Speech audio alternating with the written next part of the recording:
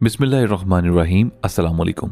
ख़वातीन हज़रात, वज़ीर-ए-आज़म इमरान खान ने चीन पाकिस्तान इक़्तिसादी राहदारी के मगरबी रूट का इफ्तिताह कर दिया, जिससे भारत भर में तकलीफ से कराहने की आवाज़ें आ रही हैं। लेकिन जनाब, यहाँ पर तकलीफ सिर्फ हमसाया मुल्क में ही नहीं बल्कि पाकिस्तान के अंदर से भी तकलीफ की आवाज़ें सुनी जा रही हैं।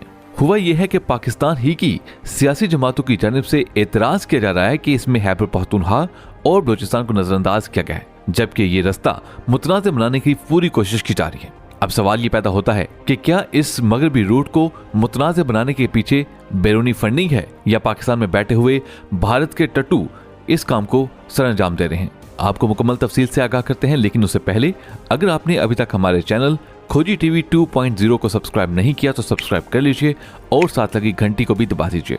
ख़वातीन हज़रात, सी पैक के मगरबी रूट का इफ्तिताह करते हुए इमरान खान ने कहा है कि ये रास्ता पसमानदा इलाकों के लोगों के मेयार जिंदगी में बेहतरी लाएगा। ताहम सियासी हलकों में इस पर एतराज़ात अब भी हैं। इमरान खान ने चीन पाकिस्तान इक़्तिसादी राहदारी के मगरबी रूट का इफ्तिताह कर दिया है, जिस पर इब्तिदा से ही सियासी जमातों समेत कई हलकों की जानिब से एतराज किया जा रहा था कि इसमें खैबर पख्तूनख्वा और बलूचिस्तान को नजरअंदाज किया गया है।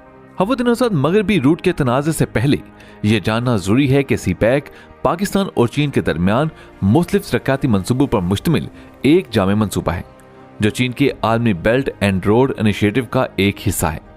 चीन के सदर शी जिनपिंग ने 2013 में दौरे के दौरान सी पैक का ख्याल पेश किया था और उसी साल नवाज शरीफ ने चीन के दौरे के दौरान चीनी सदर के साथ मुआहदे पर दस्तखत किए थे और यूं ये मंसूबा शुरू हो गया था।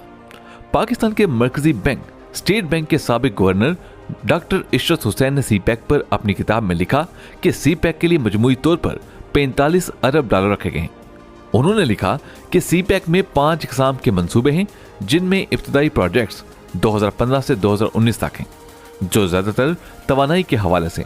इसके अलावा रोड, गवादर के तरक्याती मंसूबे, ऑप्टिक फाइबर नेटवर्क्स, हाइडल, कोयले की माइनिंग और सनती मंसूबे शामिल होंगे, जो 2022 तक मुकम्मल होंगे, जबकि रेलवे के हवाले से मंसूबे 2025 तक मुकम्मल होंगे, जबकि कुछ तवील मुद्दती मंसूबे हैं जो 2030 तक मुकम्मल होंगे।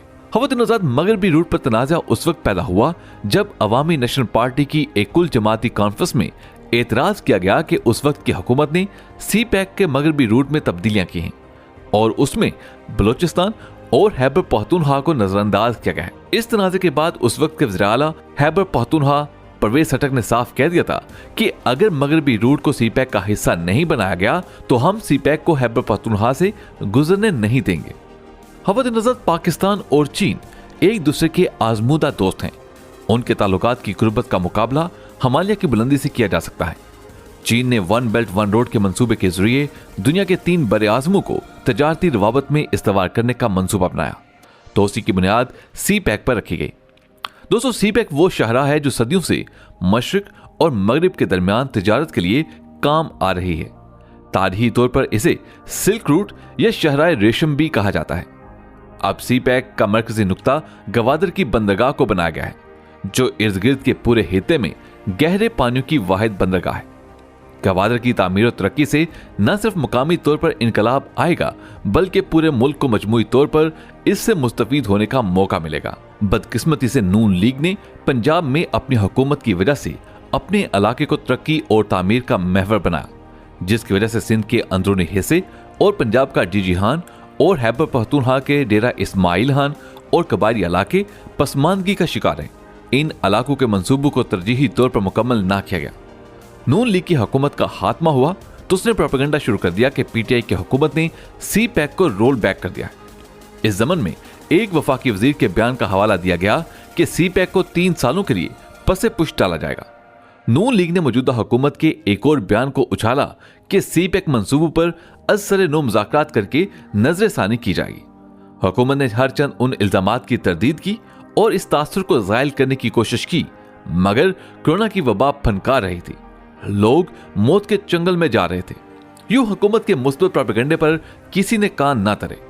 नून लीग ने यहां तक प्रोपेगेंडा किया कि चीनी हुकूमत बदजन होकर अपनी तामीराती कंपनियों को वापस ले जा चुकी है।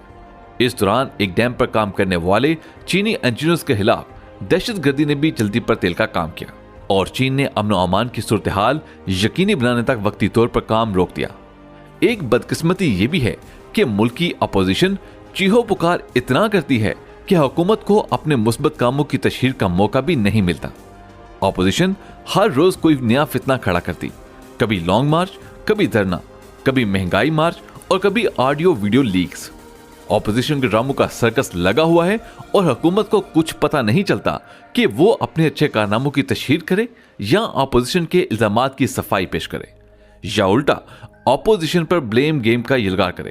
खवातीन हज़रात, इस सारी सूरत हाल में मेरे जैसे शख्स को गहरे गौर खोज के बाद यह पता चलाने में कामयाबी होती है कि हुकूमत के हाथों अच्छे काम भी अंजाम दिए जा रहे हैं। सी पैक के मगरबी रूट का इफ्तिताह कोई मामूली कारनामा नहीं।